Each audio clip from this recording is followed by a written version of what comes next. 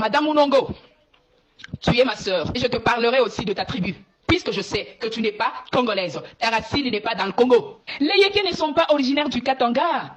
Ce sont des commerçants venus de la Tanzanie et qui ont combattu les Bassanga, nous les Bassanga et d'autres peuples trouvés sur place. On se le dise. Et ils ont manipulé pour mettre les gens qui n'étaient pas originaires des provinces, pour les nommer des gouverneurs, afin que ces derniers puissent bien détruire ces provinces, plus particulièrement le Grand Kasaï. Chers frères et sœurs katangais, sachant que c'est le Kasaïen qui avait construit le Katanga en 1906. Les Belges ont pris les Baluba du Kasaï en 1922 et c'est eux qui ont construit le chemin de fer pour arriver jusqu'au Katanga.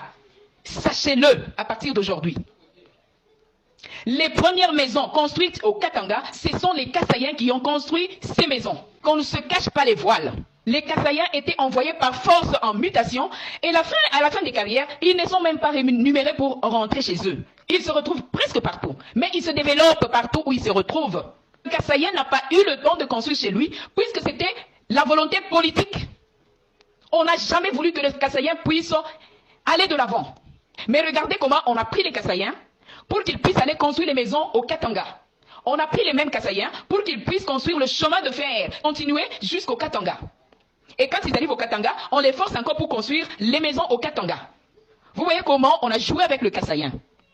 Chers Congolaises et Congolais, il y avait une loi dans le temps qui interdisait aux Blancs, arrivés à Kananga, de ne pas descendre jusqu'à Mbujimaï.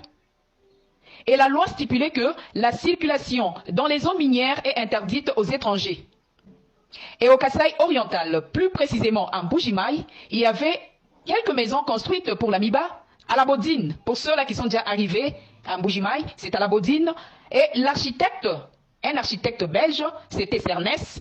Et en plus de ces maisons, il y avait le building Imo-Kasaï, un immeuble de la société minière.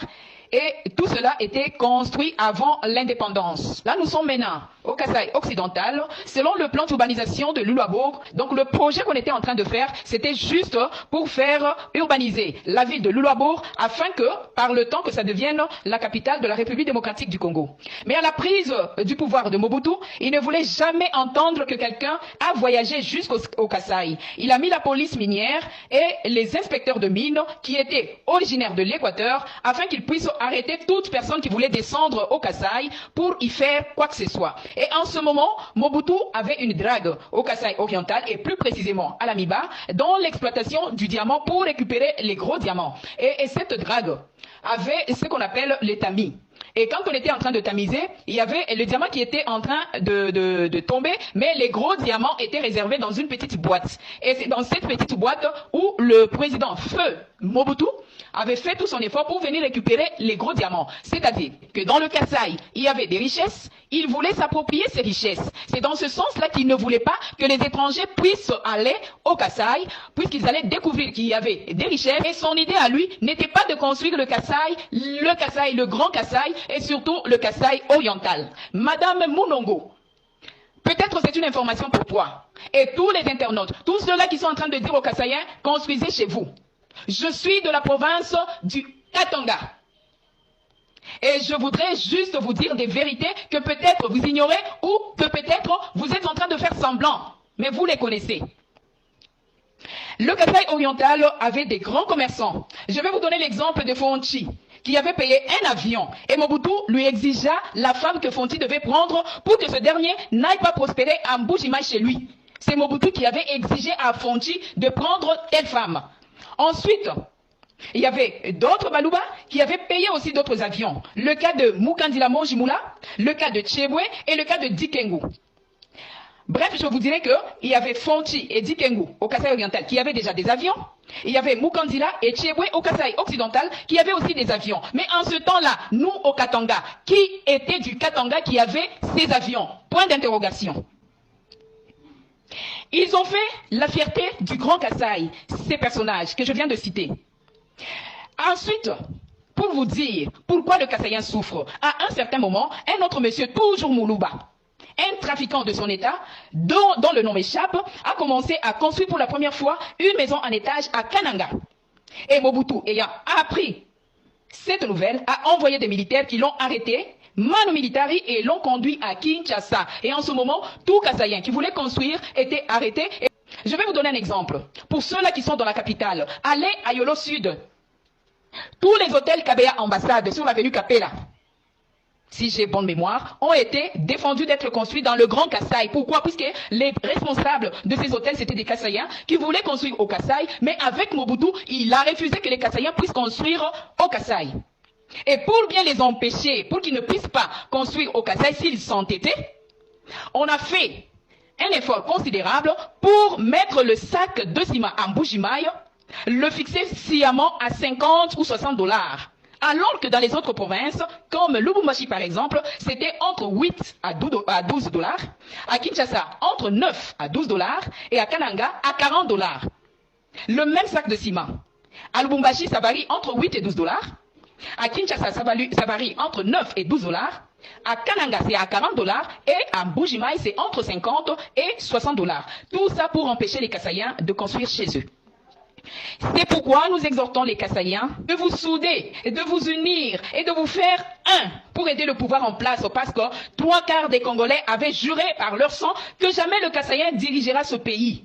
Mais le Dieu du ciel nous a tous confondus et cette haine règne encore en nous. Chers Kasaïens, organisez-vous. Peuple kassaïen, organisez-vous. Qu'on ne vous trompe pas, vous êtes intelligents, vous êtes sages, vous êtes débrouillards. Études ou pas, vous vous en sortez partout. Vous faites souvent semblant d'être des imbéciles pour nous faire croire, nous les imbéciles, que c'est vous qui êtes imbéciles. Je vais reprendre.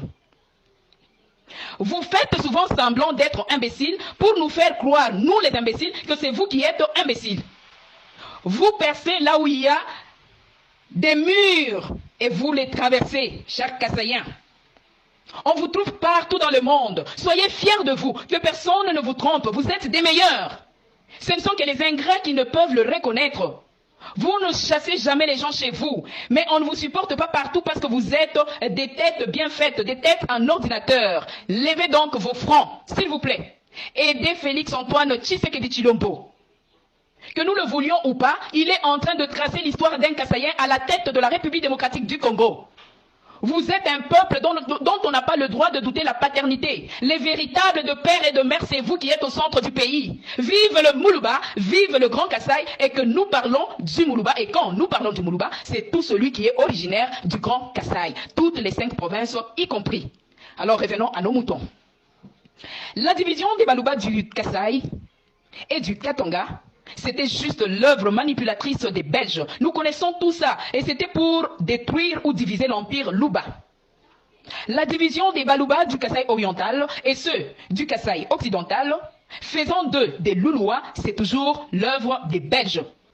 Les Belges, les Katangais que nous sommes, et les gens du gouvernement central, Akin, du temps de Kengo Wadondo, avaient décidé de détruire le chemin de fer de BCK, de mettre en place Cisaraï. Et avec Cisaraï, les Belges ont enlevé toutes les gares en route pour ne pas développer le Kasaï.